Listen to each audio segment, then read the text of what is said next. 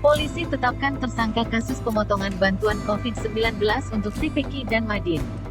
Penetapan itu setelah penyidik Kejaksaan Negeri Kabupaten Pekalongan melakukan penggeledahan di rumah tersangka yang berada di Dukuh Depok, RT 06 RW 02, Desa Ketitang Kidul, Kecamatan Bojong, Kabupaten Pekalongan, Jawa Tengah, Senin, tanggal 14 Juni tahun 2021.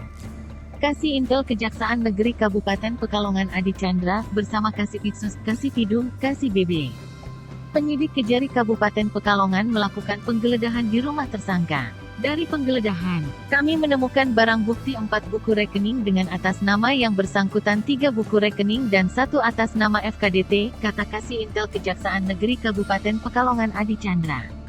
Selain itu juga, tim menemukan bahan baju untuk guru Madin dan TPQ, belasan hand sanitizer, 1 handphone, dan beberapa kwitansi.